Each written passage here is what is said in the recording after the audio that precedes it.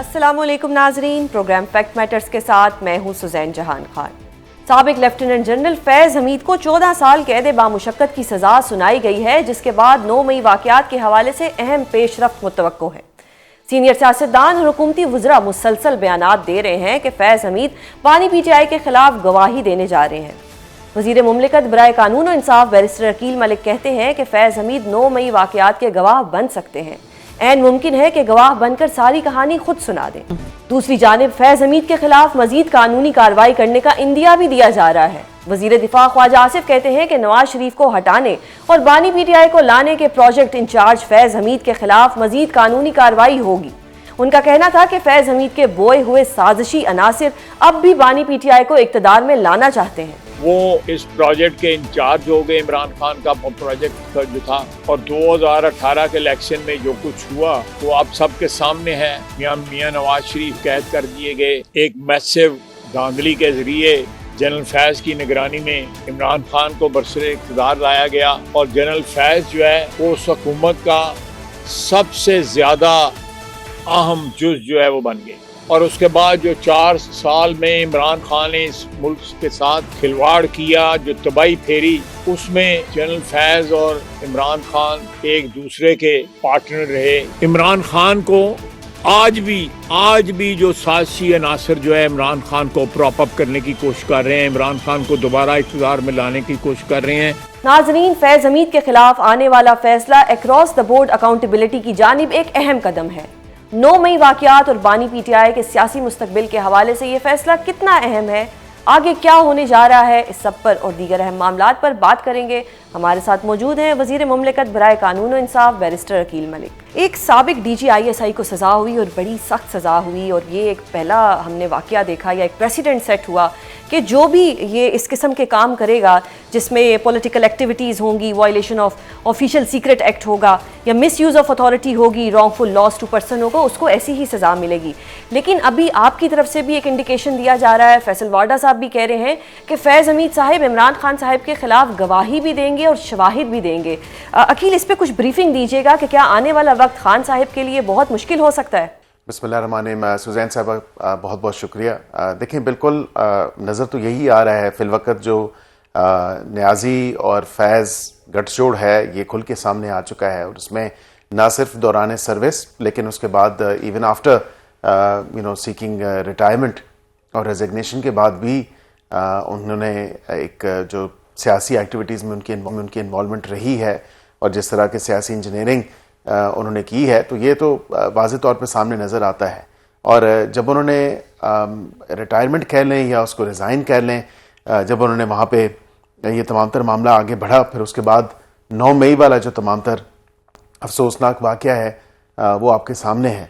अब ये तमाम तर चीज़ तो सामने आपको नज़र आती है कि एक इंटरनल हैंड ज़रूर उसमें पाया जाता है, वरना तो कैसे पॉसिबल हो सकता है कि 200 से ज़ायद मकामात वहाँ पे एक केयरफुल प्रिसिजन के साथ, एक क्यूरेशन के साथ उन तमाम मकामात पे जाके जो हसास मकामात हैं जो आपको और मुझे शायद नहीं पता, वहाँ पे जाके इस तरह की जो एक्टिविटीज़ की गई, जो अफसोसनाक एक्टिविटीज़ हैं, तो ये लोगों को वहाँ पे भेजना करना, फिर वीडियोज़ उनकी बनना, फिर ये तमाम तर मामला तोड़ फोड़ इंतशार फैलाना, तो ये कम अज़ कम एक इंटरनल हैंड ज़रूर है। और इसी हवाले से क्योंकि ये बात अब इतनी खुल के आ चुकी है सामने वाज़ेह तौर पे और उसके सबूत और शवाहिद मौजूद हैं, मैं ये समझता हूँ कि वो उनको सज़ा के सारे अमल के बाद जो कि उनकी 4 काउंट्स पे हुई है, the 4 counts that we have seen, अब इसके बाद अगली जो चीज़ नज़र आ रही है वो तो एक तो जिसका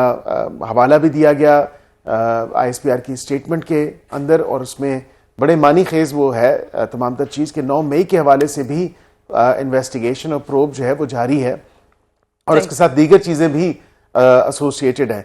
तो ये अपनी टेल तो वो खुद ही करेंगे, लेकिन ये ऐन मुमकिन है कि वो अब क्योंकि चीज़ें आउट इन दी ओपन हो चुकी हैं और वाज़ेह तौर पे ये चीज़ें मंजर आम पे आ चुकी हैं, तो हो सकता है जिसकी ऐन एक मुमकिनात में से ये मुमकिन है कि वो वादा माफ गवाह बने या सुल्तानी गवाह बने, और वो खुद इस सारी चीज़ को خود ایک اوپن کر دیں اس حوالے سے. تو خان صاحب کے لیے تو آپ نے مشکلات بتایا ظاہری بات ہے کہ کہ نیازی آگے صاحب نظر اور فیض صاحب کا گٹھ جوڑ تھا, اس گٹھ جوڑ میں اور بھی کریکٹرز تھے. کیا یہ کہنا جائز ہوگا کہ اس گٹھ جوڑ میں ججز کے علاوہ جنرل جو باجوہ صاحب تھے ان کا بھی اتنا ہی کریکٹر تھا جتنا کہ 2 ججز کا بھی نام لیا جاتا ہے, جس میں یہ کہا جا رہا ہے کہ جو سابق جج تھے جس میں ثاقب نثار صاحب اور آصف سعید کھوسہ صاحب تھے, تو وہ بھی کہیں نہ کہیں اس کریکٹر میں تھے. فیض صاحب کا تو جو بھی ان کو سزا مل گئی, کیا باجوہ صاحب کا بھی احتساب ہوگا؟ کیا پھر یہ ان ججز کا بھی احتساب ہوگا؟ ان کے خلاف بھی کوئی کارروائی ہوگی؟ دیکھیں, ایک ادارے نے اپنے اتنے ٹاپ موسٹ آفیسر کا اس کو they've held him accountable, اور اس کا ایک احتساب کا جو خود احتسابی کا عمل ہے وہ واقعتاً لائق تحسین ہے اور ایک تاریخ رقم کی ہے.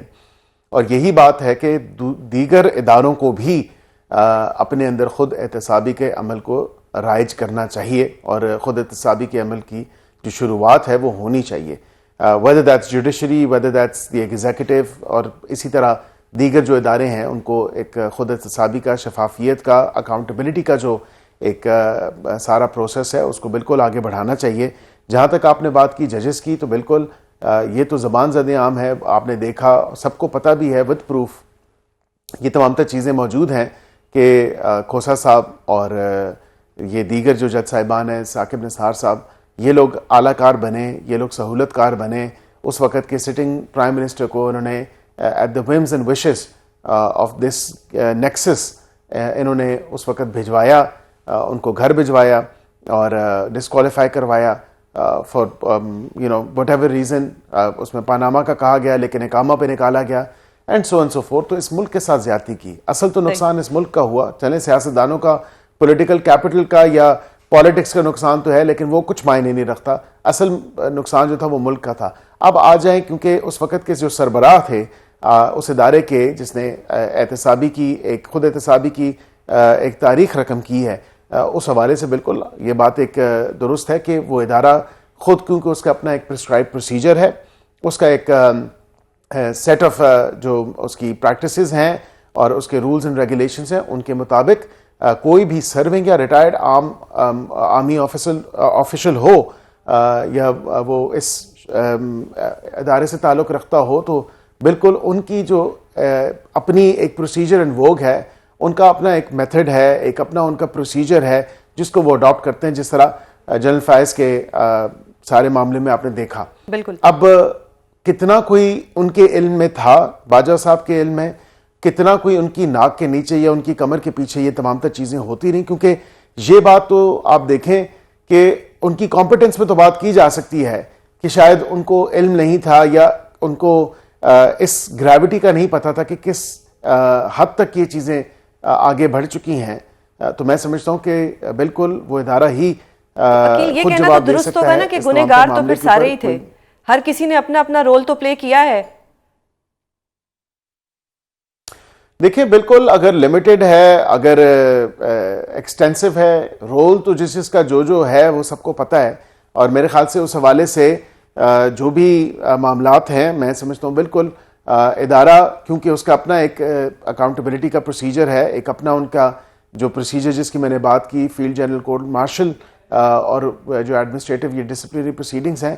But I think just the volume اور the 14 years جو بیسکلی جو اتنی ایک اسٹرکٹ سزا دی گئی ہے, that in it self is some thing کہ جو ہمیں دکھاتی ہے کہ جو ملٹری کے ڈسپلنری رولز, اس کے جو کوڈ آف کانڈکٹ ہے یا دیگر چیزیں ہیں جن کو وائلیٹ کیا گیا, تو واقعتاً this is history that has been made, جو کہ تمام تر معاملہ آپ کے سامنے صحیح. عقیل, ایک لائرز والا کویشچن جاننا چاہوں گی کہ یہ ٹرائل جو ہے یا یہ جو پروسیڈنگز تھی, آئی ڈونٹ نو کہ یہ کہاں پر ہوئی تھی. As a lawyer do you have any idea, اور کیا یہ فیصلہ پبلک ہوگا, اور کیا یہ فیض صاحب کو کس جیل میں بھیجا جائے گا, یہ آپ کچھ بتا سکتے ہیں؟ دیکھیں, ایک تو جتنا میں اس پورے پروسیس کو انڈرسٹینڈ کرتا ہوں field general court marshal K حوالے سے, یا ایون کہ جو آرمی کے اپنے پروسیجرز ہیں جو آرمی ایکٹ کے اندر اور پھر آرمی کے رولز اینڈ ریگولیشنز کے حوالے سے, اس میں ان کے پروسیجر ان پلیس ہے, اور وہ بالکل تمام تر جو فنڈامنٹل رائٹس ہیں یا بیسک لیگل نیسیسری ریکوائرمنٹس ہیں ان کو وہ ملوز خاطر رکھتے ہیں. مثال کے طور پہ وکیل فراہم کرنا جو کہ ان کو فراہم تھا, اپیل کا حق دینا جو کہ ان کو ہے, گواہان کا گزرنا, جرا ہونا, ان کی بیان قلم بند ہونا, پھر اس کے بعد ان کو رائٹ آف ڈیفینس جو ہے یہ بھی ملنا. یہ تمام تر چیزیں تو دیکھیں نا موجود ہیں, یہ نارمل ٹرائل میں بھی ہوتی ہیں اور فیئر ٹرائل کے اور ڈی پروسیس کے تمام تر تقاضوں کو پورا بھی کرتی ہیں اور ملوز خاطر بھی رکھتی ہیں. لیکن ہیونگ سیڈ دیٹ, یہ بیہائنڈ کلوز ڈورز اس لیے تمام تر معاملہ ہوتا ہے, it can't be equated with a normal court یا اوپن کورٹ کے حوالے سے, بیکاز اس کی سینسٹیوٹیز اتنی ہوتی ہیں, اسپیشلی جب آپ ان سروس آف پاکستان ہو اور آرم فورسز سے ہو, نیوی سے ہو, ایئر فورس سے ہو, تو ان کا آلریڈی پروسیجر دنیا پوری میں اسی طرح ہی ہے. یہ کوئی پاکستان میں پہلی دفعہ ایسی چیز انٹروڈیوس نہیں ہوئی. پینٹاگون میں بھی اسی طرح چیزیں ہیں, دیگر ملکوں میں بھی اسی طرح چیزیں ہیں اور یہی پروسیجرز اسی حوالے سے ہیں. ہاں بالکل, آپ اس فیصلے کے اوپر اگر بات کر رہی ہیں تو اس ملزم کو یہ فیصلے کی کاپی فراہم کی جاتی ہے اور بالکل وہ فیصلے کی کاپی جو ہے اس کو دیکھ کے جو اس کے خلاف ایویڈنس تھا جو ڈسکس ہوا, جس طرح ایک نارمل عدالت کا فیصلہ ہوتا ہے اسی طرح اسی طرز پہ یہ فیصلہ یا اسی طرح ہی ہوتا ہے, لیکن اس کے ساتھ ساتھ اس کو پبلک نہیں کیا جا سکتا, اینڈ فار ویریس ریزنز, کیونکہ یہ ایک ایسا پروسیس ہے جس کی سراؤنڈ سینسٹیوٹی جو ہے وہ بہت زیادہ سراؤنڈ کر رہی ہوتی ہے. تو اپیل کا حق تو انہیں موجود ہے, جو کورٹ آف اپیل کا ایک اسی ادارے کے اندر ایک پروسیجر پرسکرائبڈ ہے, اور پھر اس کے بعد مرسی پٹیشنز کے حوالے سے بھی تمام تر معاملہ موجود ہے. صحیح. خواجہ آصف صاحب نے کہا ہے کہ فیض حمید کے بوئے ہوئے سازشی عناصر بھی بانی پی ٹی آئی کو اقتدار میں لانا چاہتے ہیں, اب بھی بانی پی ٹی آئی کو اقتدار میں لانا چاہتے ہیں. یہ کون سے سازشی عناصر ہیں جو ابھی بھی موجود ہیں؟ دیکھیں, مجھے تو نہیں اندازہ کہ کس طرف وہ اشارہ کر رہے ہیں یا کس کی طرف یہ پوائنٹرز ہیں. میں سمجھتا ہوں کہ بالکل ایسے جو ہیں لوگ وہ ہو سکتے ہیں جو ابھی بھی چاہتے ہوں کہ اس پروجیکٹ کے جو کہتے ہیں کہ ریمینز جو ہیں باقیات جن کو کہا جائے تو وہ اگر چاہیں کہ اس پروجیکٹ کو دوبارہ سے ریوائیو کیا جائے تو ہو سکتا ہے. Not in my knowledge, but وہ کیوں ایسی بات کہہ رہے ہیں, وہ کس کی طرف اشارہ دے رہے ہیں, یہ وہ خود ہی بہتر بتا سکتے ہیں. اور عقیل, یہ بانی پی ٹی آئی کی بہنیں جو ہیں وہ ایز اے سسٹر کہتی ہیں کہ ہمیں بھائی سے ملاقات کرنے دی جائے تاکہ ہم ان کی جو صحت ہے اس کے بارے میں جان سکیں. تو کیا آنے والے منگل میں ان کی ملاقات ہوگی یا پھر وہی باہر وہ بیٹھی رہیں گی, ان کے اوپر ٹھنڈا پانی گرایا جائے گا, یا کوئی ایسی لا اینڈ آرڈر کی سچویشن بن سکتی ہے؟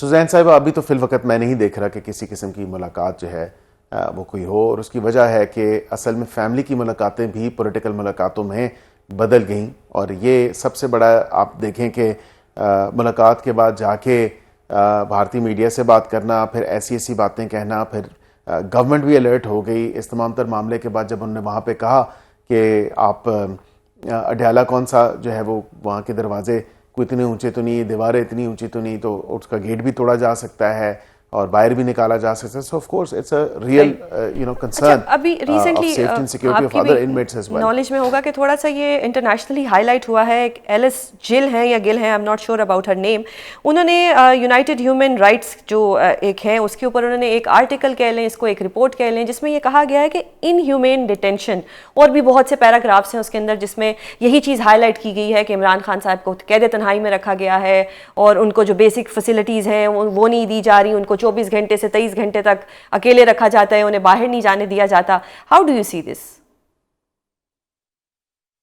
دیکھیں, بالکل یہ بے بنیاد قسم کی جو ایلیگیشنز لگائی جا رہی ہیں, کیونکہ میں نے تو وہاں پہ نہ صرف ٹرائل آبزرو کیا اڈیالہ جا کے, لیکن اس کے علاوہ میں خود یہ تمام تر جو فیسلٹیز مل رہی ہیں خان صاحب کو, جو کہ جیل کے ذرائع نے کنفرم بھی کی ہیں time and again, and of course ہم نے اس کا ذکر بھی کیا, اس کمرے کا ذکر بھی کیا جہاں پہ وہ رہتے ہیں, پھر مشین جو ہے ایکسرسائز والی, پھر کھانے کا مینیو.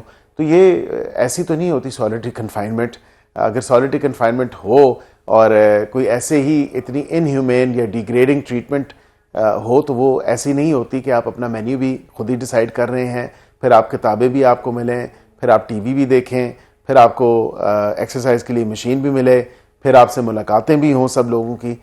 تو ایسا تو نہیں ہو سکتا, یہ حقیقت پہ مبنی رپورٹ نہیں ہے. صحیح. عقیل, ایک آخری ایک گلہ کرنا ہوتا ہے میں نے آپ سے, آپ جب بھی میرے شو میں آتے ہیں, یہ پاکستان سے ریڈ کارپٹ کلچر کب ختم ہوگا؟ سابق وزیر اعظم جب نواز شریف آئے تھے تو بایو میٹرک کی مشین گئی تھی ایئرپورٹ کے اوپر، چلیں وہ ایک سابق وزیر اعظم تھے، ان کے پروٹوکولز ہوں گے، لیکن اب جو 2 ٹک ٹاکر آئے اور اسلام آباد ہائی کورٹ کے اندر وہ گاڑی لے کے گئے، اور وہ گاڑی جس کی نمبر پلیٹ بھی نہیں تھی، اس کی کیا منطق ہے؟ کچھ سمجھ نہیں آیا کہ ٹک ٹاکرز کو بھی اگر اتنے ریڈ کارپٹ دیے جائیں گے تو پھر ہم تو عام عوام جو ہے وہ تو کمپلیکس کا ہی شکار ہو جائے گی۔ آپ بالکل درست کہہ رہی ہیں، اس طرح کے کلچر کو میں تو اپروو نہیں کرتا اور نہ سپورٹ کرتا ہوں۔ بالکل یہ ریڈ کارپٹ کلچر ختم ہونا چاہیے۔ ہاں، اگر آپ کے باہر سے مہمان آئیں ڈگنیٹریز، بالکل ان کا سٹیچر یا ان کی پوزیشن وہ تو ڈیمانڈ کرتی ہے، لیکن عام معاملات میں اور عدالت جاتے ہوئے میری گاڑی عدالت کے اندر نہیں جا سکتی، میں آپ کو یہ بتا رہا ہوں۔ تو یہ کس حوالے سے گاڑی اندر گئی اور کیسے گئی، اس کی بالکل انکوائری ہونی چاہیے، because this is certainly not the way کہ عام لٹیگنٹس جو ہیں وہ پیدل جا رہے ہوں، تھرو سیکیورٹی جا رہے ہوں، اور یہ 2 صاحبان جو ہیں یہ کسی کی گاڑی میں بیٹھ کے جا رہے ہیں اور کہیں کہ ہم نے لفٹ لی ہے، تو لفٹ دینے والا کون تھا، اس کا بھی پروب ہونا چاہیے۔ بانی پی ٹی آئی کے ساتھ ملاقاتوں کا سلسلہ مکمل طور پر بند ہو چکا ہے، ایسے میں ان کو اڈیالہ جیل سے کہیں اور منتقل کرنے کی خبریں بھی گردش کر رہی ہیں، اور اس سب کے دوران فیض حمید کو سنائے جانے والی سزا کے بعد بانی پی ٹی آئی کی مشکلات میں اضافے کی بازگشت جاری ہے۔ 9 مئی واقعات کے حوالے سے بھی کچھ اہم ڈیولپمنٹس متوقع ہیں، اس سب پر بات کریں گے۔ ہمارے ساتھ موجود ہیں سینئر رہنما پاکستان تحریک انصاف شوکت یوسفزئی، بہت شکریہ سر پروگرام میں اپنا قیمتی وقت دینے کے لیے۔ سر، یہ کہا جا رہا ہے کہ فیض حمید صاحب جو ہیں وہ بانی پی ٹی آئی کے خلاف گواہی دینے جا رہے ہیں، کیا آپ کو لگتا ہے کہ یہ گواہی مزید مشکلات کا سبب بن سکتی ہے بانی پی ٹی آئی کے لیے؟ بسم اللہ الرحمن الرحیم، بہت شکریہ۔ دیکھیں، پہلی بات تو یہ ہے کہ جنرل فیض حمید فوج ادارے سے منسلک ہے اور فوج کا آفیسر رہا ہے، اور فوج نے ان کے خلاف کارروائی کی ہے۔ ایک ادارہ ہے، اپنا خود احتسابی سسٹم ان کا ہے، اور پہلی دفعہ اتنی بڑے شخصیت کے اوپر ہاتھ ڈالا گیا ہے، تو یہ تو ان کا اپنا سسٹم ہے۔ اب اس سے یہ نتیجہ اخذ کرنا، یہ مسلم لیگ نون اور ان کے حواریوں کی خواہش ہو سکتی ہے، اور وہ بار بار اس چیز کو وہ کر رہے ہیں کہ اس سے آپ اندازہ کریں کہ انصاف نام کی کوئی چیز ہے نہیں اس ملک کے اندر۔ وہ اس چیز کو نفی کر رہے ہیں کہ جی اس کو سزا ہوگی تو عمران خان کو بھی سزا ہوگی۔ اس سے صاف ظاہر ہوتا ہے کہ انصاف کچھ بھی نہیں ہے۔ جو کچھ ہو رہا ہے وہ کنٹرول انصاف یا کنٹرول فیصلے ہیں۔ ادروائز فوج ادارہ ہے، فوجی، اور اگر وہاں پہ جنرل فیض حمید کو سزا ہوئی ہے تو کہ ان کا اندرونی معاملہ ہے، اور آئی کین سے کہ اس کو اپریشیٹ کیا جانا چاہیے کہ اچھی بات ہے کہ فوج کے اندر خود احتسابی عمل جو ہے وہ اتنے زور و شور پہ شروع ہو چکا ہے۔ لیکن اس سے بہتر تو یہ ہے نا کہ ہم اپنے جیسے سیاسی ادارے کو بھی اگر اس میں لانا چاہتے ہیں کہ جی ان کے بھی احتساب ہو تو شروع کریں، 85 سے شروع ہو جائیں، بسم اللہ کریں، 85 سے شروع ہو جائیں۔ کون کس طرح آیا سیاست کے اندر، کس کی انگلی پکڑ کر آیا، کیا کیا سیاست میں، پارٹیاں کیسے بنائی، تو بسم اللہ کریں نا، پھر محلات کیسے بنے۔ یہ ساری چیزیں میرے خیال یہ ہے کہ بہتر یہی ہے کہ اگر آپ نے یہ خواہشات نہ رکھیں کہ جی میری خواہش میرا اپوننٹ ہے، اور اس وقت چونکہ میں حکومت میں ہوں، ریاستی طاقت میرے پاس ہے، تو فلاں کو بھی خراب کرو، فلاں کو بھی خراب کرو، یہ چیزیں نہیں ہوتی ہے نا۔ اس سے پارٹیاں ختم ہوتی ہیں، نہ اس سے لیڈرشپ ختم ہوتی ہے۔ یہ آپ کی خواہشات ہوتی ہے، اور یہ انشاءاللہ تعالی یہ خواہش کبھی پوری نہیں ہوگی۔ صحیح سر، آپ نے کہا کیونکہ حکومت کے وزراء کی طرف سے یہ کہا جا رہا ہے یا کچھ خاص لوگوں کی طرف سے یہ کہا جا رہا ہے کہ فیض حمید صاحب نہ صرف گواہی دیں گے بلکہ شواہد بھی دیں گے۔ اس سے تو پورا پروسیس مشکوک ہو رہا ہے نا، اس طرح کی باتوں سے، کہ وزراء کو کیا پتا کہ یہ سزا کیوں ملی ہے۔ اگر اسی لیے ملی ہے کہ صرف عمران خان کو ٹارگیٹ کرنا ہے، تو میرے خیال سے وہ تو پھر سارا پروسیس مشکوک ہو جائے گا نا۔ صحیح۔ تو اگر فوج نے یہ خود احتسابی عمل کیا ہے، اچھی بات ہے، میں تو سمجھتا ہوں کہ اچھی بات ہے، تو اس کو اس سے دور رکھنا چاہیے سیاسی عمل سے۔ اگر یہ اپنی خواہشات کے لیے یا ڈرانے دھمکانے کے لیے اس طرح کے بیانات دے رہے ہیں، تو میرے خیال سے ان کو شٹ اپ کال آنی چاہیے۔ صحیح سر، اور بانی پی ٹی آئی کے ساتھ ملاقاتوں کا سلسلہ بھی بند ہو چکا ہے۔ پہلے بہنوں کی ملاقاتیں بند ہوئی، سہیل آفریدی صاحب کو 10 بار جانے کے باوجود ملنے نہیں دیا گیا۔ حکومت یہ کہتی ہے کہ آپ وہاں پہ جا کے سیاسی باتیں کرتے ہیں، اور اس وجہ سے ملاقاتیں بند کر دی گئی ہیں۔ کیسے دیکھتے ہیں ساری صورتحال کو، کہ کیا یہ پی ٹی آئی کا قصور ہے کہ وہ جا کے سیاسی باتیں کرتے ہیں، یا بہنوں کے ساتھ بھی ملاقات جو ہے وہ نہیں ہونے دی جاتی کیونکہ کوئی نہ کوئی سیاسی پیغام باہر آتا ہے؟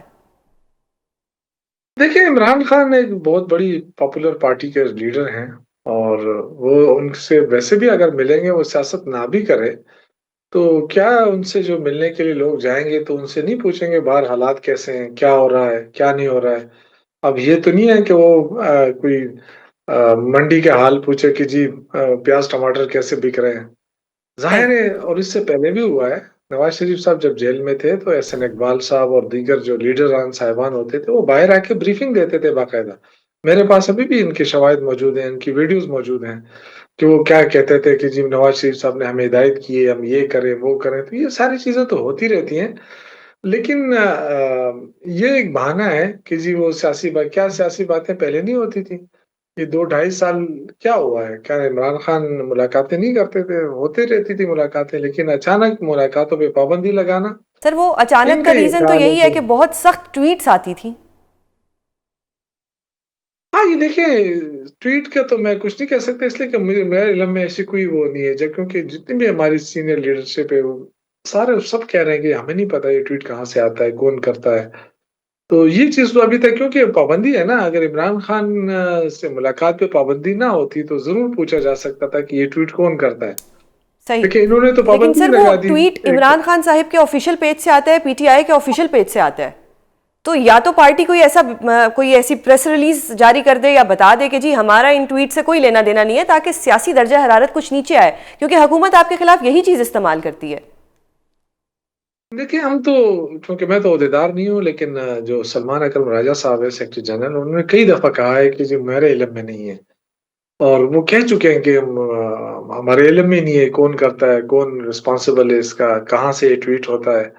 ان کو نہیں پتا. جب ان کو نہیں پتا ہے، پارٹی کے سیکرٹری جنرل ہے، تو ہمیں کہاں سے پتا چلے گا؟ بالکل صحیح تو سر. اب بہتر تو یہی ہے نا کہ دیکھیں، بہتر یہی ہے کہ حکومت نے ہر چیز کنٹرول کی ہوئی ہے. صحیح تو سر. اب عمران اب جو خان کے پاس تو دیکھیں نا، جو جی جیل کا سپرڈنٹ ہے انہوں نے بھی کہا ہے کہ عمران خان کے پاس ایسی کوئی سہولت نہیں ہے جس سے وہ ٹویٹ کر سکے. صحیح. پھر آپ کے علم میں یہ بات بھی ہے کہ وہاں کیمرے لگے ہیں. اگر عمران خان نے کسی کو ہدایت بھی دی ہے کہ جی آپ جائیں پہلے یہ ٹویٹ کریں، تو وہ بھی آپ دیکھ سکتے ہیں. وہ سارے کیمرے، وہ تو ہر چیز ان کی ریکارڈ ہوتی ہے. تو جب انہوں نے کہا ہی نہیں ہے تو کہاں سے یہ ٹویٹ آ جاتا ہے، کون کرتا ہے، اس کے کیا مقاصد ہے، آئی ڈونٹ نو. صحیح سر. آپ نے سہولیات کی بات کی. حکومتی وزراء تو کہتے ہیں کہ کوئی 5 کمروں والا سیل ہے ان کے پاس، دیسی چکن ان کو کھانے کو ملتا ہے، ورزش کی مشینیں ہیں ان کے پاس. تو یہ تو وہ جو نقشہ بیان کرتے ہیں، یہ تو لگتا ہے کہ کوئی بہت ہی لگژری 7 اسٹار ہوٹل کی بات کر رہے ہیں. بس کیا ان کی نا قول و فعل میں بہت بڑی تضاد ہے. یہ وفاقی وزراء نہیں ہے، یہ پتہ نہیں کیا چیز ہے، یہ مجھے تو سمجھ نہیں آتی ہے. اور وہ وزراء تو بڑے رسپانسبل لوگ ہوتے ہیں، بڑے رسپانسبلٹی ہوتی ہے، وہ ملک کے بارے میں سوچتے ہیں. ان کا کام صرف اشتعال دلانا ہوتا ہے صبح سے شام تک. آپ دیکھیں ان کا اور کوئی کام نہیں ہے. صحیح پریس کانفرنس سر. کریں گے، پریس کانفرنس میں اشتعال دلائیں گے، اور پھر کہیں گے جی انہوں نے پی ٹی آئی جو ہے وہ اس نے یہ کیا، اس نے یہ کیا. سارا دن یہی چیزیں ہیں ان کی. یہ کوئی ملک کے لیے تو یہ کچھ کر بھی نہیں سکیں نا. آپ دیکھیں کہ 4 سال ہو رہا ہے جب سے عمران خان صاحب گئے ہیں، تو ان عرصے کے اندر انہوں نے نہ تو معیشت کو ٹھیک کیا. ایک کام کیا ہے انہوں نے کہ قرضے بے تحاشا لے لیے ہیں. 40,000 ارب تک قرضہ میرے خیال سے اب تک ہو رہا ہے. تو 40,000 ارب کا قرضہ جو ہے اس کا استعمال کی جگہ بھی بتا دے کہ ہم نے کہاں اس کو لگایا ہے، تو سر یہ کیونکہ ٹف قرضے ٹائم تو تو ان بڑھ کو رہے ہیں. اپوزیشن نے دینا ہے. تو ہم میں بتا رہا ہوں نا، ان کے پاس کوئی جواب نہیں ہوتا ہے نا. جب میں ان سے پوچھتا ہوں نا کہ آپ نے تو کہا تھا کہ 12% مہنگائی ہے، تو آپ کے دور میں 38% پہ چلی گئی. پھر یہ دعویٰ کرتے ہیں کہ جی ہم نے معیشت کو ترقی دے دی ہے، ہم نے ڈیفالٹ ہونے سے بچایا ہے. تو بھئی کیسے آپ نے ڈیفالٹ ہونے سے بچایا ہے؟ جب ہم جا رہے تھے 16.4 ارب ڈالر جو ہے ہم چھوڑ کر گئے تھے ریزرو میں، اور آج 14.2 ہے. تو یہ 4 سال جو آپ نے جھک ماری ہے، جو اتنے بڑے قرضے لیے ہیں، تو یہ تو آپ تو ہمارے 16 تک نہیں پہنچے ہیں. تو آپ کس طرح کہہ رہے ہیں کہ جی ہاں ڈیفالٹ ہونے کا خطرہ تب ہوا تھا جب اسحاق ڈار کے حوالے ہوئی تھی معیشت، تب یہ خطرہ پیدا ہو گیا تھا.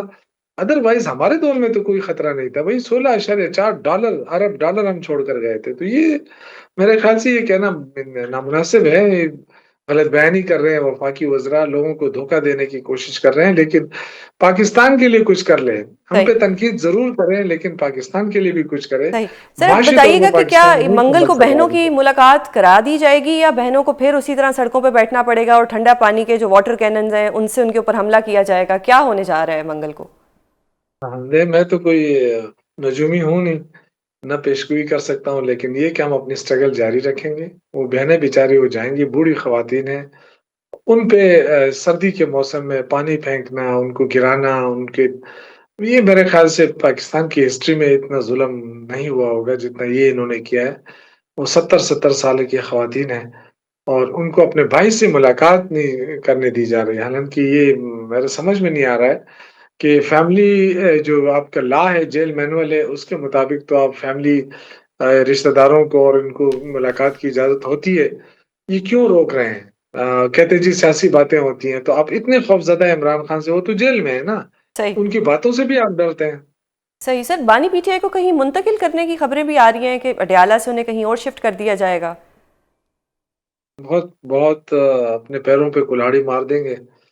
یہ چیزیں دیکھیں لوگ ایک حد تک برداشت کریں گے، اور جو اس وقت ٹیمپریچر ہے اس کو نیچے لانے کی ضرورت ہے ملک کے. ان میں سب اداروں کے کو یہ ذمہ داری آتی ہے، سب اداروں کو، کہ صحیح. وہ صورتحال کو بہتر بنائیں. دیکھیں ہماری تو ابھی آئی ایم ایف کے قرضوں سے ہم جان نہیں چھوٹ رہی ہے ہمارے. ابھی ریسنٹلی پھر قرضہ لیا، تو آپ کے تو ابھی اپنا کچھ ہے ہی نہیں. ریزرو $14.2 بلین ہیں آپ کے، اس میں سے $9.2 بلین جو ہے وہ دوست ممالک کے پڑے ہیں. آپ کے پاس تو اپنا کچھ ہے ہی نہیں.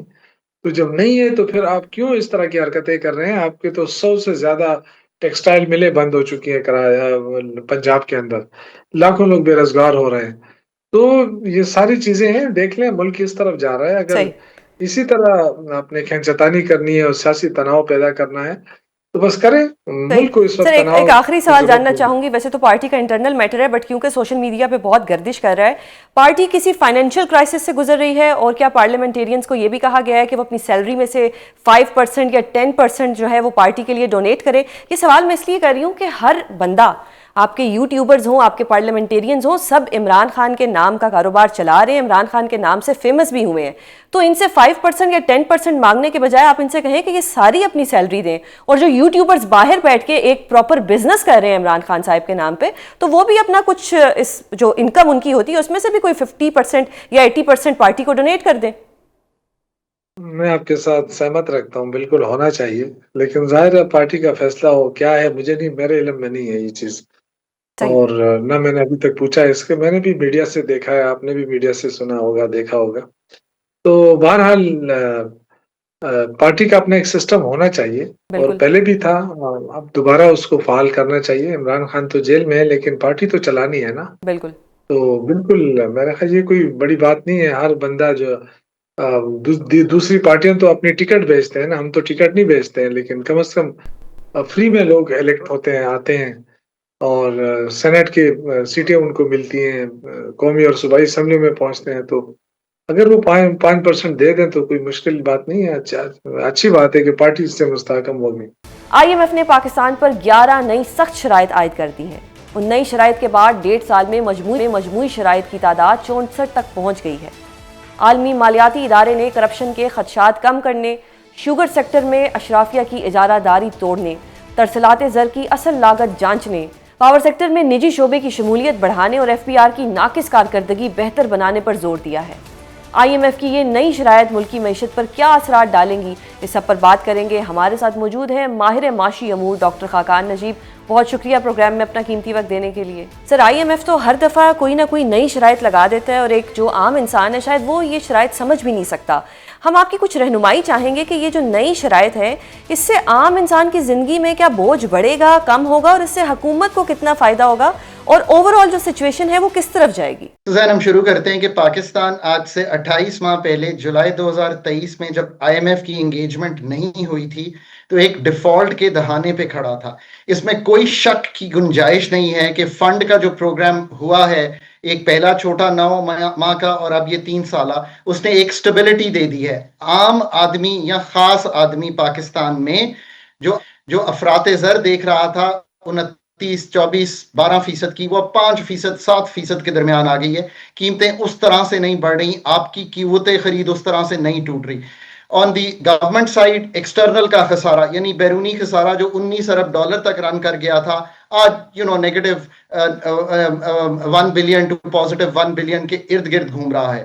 جو ہمارا مالیاتی خسارہ ہے وہ سنبھل گیا ہے، انرجی کے خسارے کچھ سنبھل گئے ہیں، کچھ میجرز ہمیں لینے پڑے ہیں جس سے عام آدمی کو بھی تکلیف ہوئی ہے. ایکسیسو ٹیکسیشن کے آپ پہ سیلریڈ پہ نان سیلریڈ پہ ٹیکس بڑھا, کارپوریٹ انکم ٹیکس بڑھا, اوور آل اکانومی سلو ہو گئی. اس سے عام آدمی کو تکلیف ہو رہی ہے. کیا تکلیف ہے؟ نوکریاں نہیں کریٹ ہو رہی. سوزین, پاکستان میں 25 سے 30 لاکھ لوگ روزگار کی تلاش میں ہر سال انٹر کرتے ہیں. پاکستان کی اتھارٹیز کو سب سے پہلے اپنے سامنے یہ چیز رکھنی ہے کہ اگر وہ 25 سے 30 لاکھ انٹر کر رہے ہیں تو یہ نوکریوں کی اپرچونٹی نکالنا. مجھے معلوم ہے کہ یہ ایک منترا ہے جو ساری دنیا کی حکومتیں کئی دفعہ کہتی ہیں کہ it's not the job of the government to create jobs. No, but it's the job of the government to create the opportunities which create True. Manufacturing, IT services, 365 channel, to create jobs for Susan and the cameraman and the producer standing right in front of you. پھر وہ کہہ رہے ہیں کہ جو cost ہے, جو آپ کی براڈر پیمنٹ کی جو آپ منگواتے ہیں پیسے باہر سے, وہ ہے کیا؟ پتا یہ چلنے کو لگ رہا ہے کہ $1.5 ارب ڈالر لگتے ہیں ریمیٹنس منگوانے کو. وہ کہہ رہے ہیں وہ بھی بتا دیجئے. بانڈ مارکیٹ کریٹ, انرجی, یار کون کہتا ہے کہ پاکستان کے انرجی کو تنظیمیں نو نہیں کرنی؟ انہوں نے تو صرف کہا ہے ہیسکو پیسکو وغیرہ کو پرائیویٹائز کر کے یا پبلک پرائیویٹ سیکٹر پارٹنرشپ میں لے جائیں. اسی طرح اسٹیٹ اونڈ انٹرپرائزز میں. پھر انہوں نے کہا ہے کہ یہ جو شوگر سیکٹر ہے, اب سارا پاکستان جو ہے وہ ہر وقت شوگر سیکٹر جو ہے اس کے بارے میں گفتگو کرتا ہے. انہوں نے تو جو شرط رکھی ہے میں اسی سے اگری نہیں کرتا. وہ کہتے ہیں کہ پرائس کنٹرول سے نکلیے, لائسنسنگ سے نکلیے, امپورٹ ایکسپورٹ پرمیشن سے نکلیے, زوننگ سے نکلیے, کلیئر ٹائم لائنز بتائیے ان چیزوں کی امپلیمنٹیشن کی. میں کہتا ہوں آپ کراپنگ پیٹرن پہلے آپ اپنے ٹھیک کریں تاکہ آپ کو پتا چلے کہ شوگر کین لگانی بھی ہے کہ نہیں لگانی. اسی طرح دو تین اور شرائط ہیں, کارپوریٹ ریگولیشن سے ان کا تعلق ہے, اور ایک SEZ ایکٹ ہے اس سے تعلق ہے. سوزان, میں اب آپ کو کرکس بتاتا ہوں. یہ ساری چیزیں آن دی ایج اچھی ہیں, ہمیں خود ہی کر لینی چاہیے تھی, کوئی دو آرا نہیں ہے, بٹ یہ آن دی ایج ملک کی کئی چیزوں کو ٹھیک کر سکتی ہیں. جو انڈر لائن گورننس اسٹرکچرز ہیں, پاکستان کی کیپیبلٹی ٹو تھنک, پاکستان کی capability to have a development state, Pakistan کی capability to build a private sector which connects with the world, Pakistan کی کیپیبلٹی کے کون سے سیکٹر ہیں جنہوں نے اگلے 3 سال میں پاکستان کی ایکسپورٹ کو, چلے میں کہتا ہوں اگر $30 ارب پہ ہے تو $38 ارب پہ لے کے جانا ہے. وہ ان کی ریفارم کیا ہے اور کن سے انسٹیٹیوشنز نے کرنا ہے. 5 حکومتوں نے PSDP کو بہتر کیسے کرنا ہے, یہ بھی وہ کہہ رہے ہیں. اب ان میں کوئی بھی سوزین ایسی چیز نہیں ہے جو پاکستان میں ہونے والی نہ ہو. I am seeing some thing more. You need to do IMF, but you need to improve the IMF engagement. You need to redesign the program, because یہ گروتھ کو کل کر رہا ہے اور ان امپلائمنٹ نہیں ٹھیک ہو رہی, انویسٹمنٹ کلائمیٹ ٹھیک نہیں ہو رہا. So you need to do an IMF plus. I think that's where the country is. صحیح سر, آپ نے FBR کی بات بھی کی. IMF کو بھی FBR کے ایسے ایشو آتا ہے. اگر FBR کی کارکردگی ٹھیک نہیں ہے تو پھر یہ ادارہ کس لیے بیٹھا ہوا ہے؟ یہ صرف کسی کو سٹریس دینے کے لیے بیٹھا ہوا ہے, تنخواہیں لینے کے لیے بیٹھا ہوا ہے؟ کیونکہ IMF کی طرف سے بار بار نشاندہی کی جا رہی ہے FBR کی کارکردگی پر. تو سوزین, مجھے 25 سال تو ہو گئے ہیں پاکستان پہ پڑھتے ہوئے, 10-11 سال میں نے کام کیا ہے پاکستان کے ساتھ, اور میں تحقیق کافی کرنے کی کوشش کرتا ہوں. جو بھی آپ پچھلے 25 سال کے ایٹ لیسٹ پاکستان پہ اہداف پڑھیں گے تو ٹیکس کا نہ بڑھنا, ٹیکس کے سیکٹرز بیچ میں نہ آنا, انفارمل اکانومی کا رہنا, پراپرٹی, ریئل اسٹیٹ, آگے چلیے wholesale, retailer, agriculture income tax, tax gaps, چوری ہونا سیلز ٹیکس کا, اور ٹاپ 5% کا اتنا ٹیکس نہ دینا. یہ سٹوری میں 25 سال سے سن رہا ہوں, اس میں کوئی تبدیلی نہیں آئی. آج بھی کمپلائنس کے ایشوز, FBR میں بہت سے ایکسٹرنل پروگرام بھی رن ہوئے ہیں, یہ بھی یاد رکھیے. IMF کے TAs یہ چلتے رہتے ہیں, آ کے کرتے رہتے ہیں. ٹارپ رن ہوا, FCDO کے پروجیکٹ, رائز, یہ اتنے پروجیکٹ چلے, ورلڈ بینک کے پروجیکٹ چلے, اور کئی بند ہوئے اس چیز پہ کہ they were not good to make any dent. So now you need to really think what is it we are missing. I'll tell you what we are missing. We are missing the fact کہ ہم FBR کو دیکھ رہے ہیں کہ ایک tax to GDP ہے جو ٹھیک کرنا ہے. میں اس طرح دیکھتا ہی نہیں ہوں. میں دیکھتا ہوں کہ ٹیکس کی سمپلیفیکیشن کے کون سے کام میں نے کیے ہیں ایز لیڈنگ FBR. میں یہ دیکھتا ہوں کہ ٹیکس کی جو براڈننگ ہے اس کے لیے کون سے کام ہیں جو میں نے کیے ہیں. ٹیکس بھرنے کی آسانی کے لیے کون سے کام ہیں جو میں نے کیے ہیں. ٹیکس کی شرح کو جہاں پہ کم کرنا ہے, جس سیکٹر کو میں نے اٹھانا ہے, مینوفیکچرنگ فار ایگزامپل 54% ٹیکس ہے مینوفیکچرنگ پہ, 29 plus basic tax 10, super tax 39, 5-6-7% बन जाते हैं EOBI। और अगर एज डिविडेंड में पैसे निकालूं वो 15% है, वो जब लागू होता है तो 54% बनता है। UAE में 9% है। अगर सुजैन मेरे पास आती हैं एज अ कंसल्टेंट, मुझे पूछती हैं कि डॉक्टर साहब मैं किधर लगाऊं जूते बनाने की फैक्ट्री, तो मैं कहूंगा अगर आप सरमाया ले जा सकती हैं तो वहां ले जाएं। तो लोग इजिप्ट ले जाके पाकिस्तान के लीडिंग टेक्सटाइल वाले लगा रहे हैं। सो ये जो सोच है ना FBR के बारे में, और एक ये करप्शन में निकलें, उसकी सोच को कॉम्पिटेंस में बदलें, और इस सारी सोच को tax strategy for Pakistan growth जो है उसमें तब्दील कर दें। That is the story that FBR needs to right. बहुत शुक्रिया सर प्रोग्राम में अपना कीमती वक्त देने के लिए। नाजरीन, प्रोग्राम का वक्त खत्म होता है। कल आपसे दोबारा मुलाकात होगी। अपना बहुत ख्याल रखिएगा। अल्लाह हाफ़िज़।